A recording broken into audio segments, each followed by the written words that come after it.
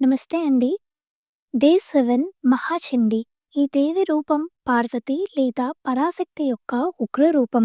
ఆమెలో మహాలక్ష్మి, సరస్వతి, కాళీ స్వభావం కలిగి ఉంది.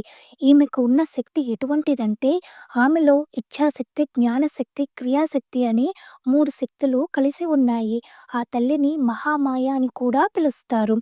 దేవి మహత్యంలో చండుడు అనే రాక్షసుడిని చంపడం వల్ల తల్లికి చండీ నామం వచ్చిందని ఉంది. చెండ అంటే సాంస్క్రిట్‌లో ఉగ్రమైన అంటే భయంకరమైనది అని అర్థం. ఇంకో అర్థం ఛేదించగల అని. ఎటువంటి పరిస్థితి అయినా ప్రమాదమైన ఛేదించగల శక్తి మహాచండిది.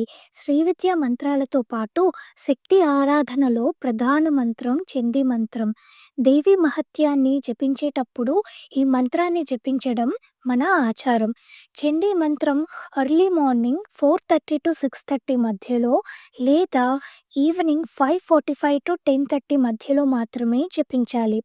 శ్రీ విద్యకి, శ్రీచక్రానికి, మహాచండికి ఉన్న సంబంధం ఎటువంటిదంటే మహాచండి ఇచ్ఛా, జ్ఞాన, క్రియాశక్తి స్వరూపమైన పరాశక్తి. పరమేశ్వరుడు సృష్టి చేయాలని సంకల్పించుకున్నాడు. అది ఇచ్ఛాశక్తి. ఎలా చేయాలనే జ్ఞానం, జ్ఞానశక్తి. సృష్టి చేయడం అనే క్రియ, క్రియాశక్తి. ఈ 3 శక్తులుగా పనిచేస్తున్న పరాశక్తి ఒక్కరే. ఆమెకు మరో పేరు మహాచండి. శ్రీచక్రంలో అమ్మ స్వరూపాన్ని ఒక్కసారి భావన చేస్తే బిందువు తర్వాత వచ్చే త్రికోణములో త్రికోణం అంటే ట్రయాంగిల్, బిందువు అంటే డాట్ అన్నమాట.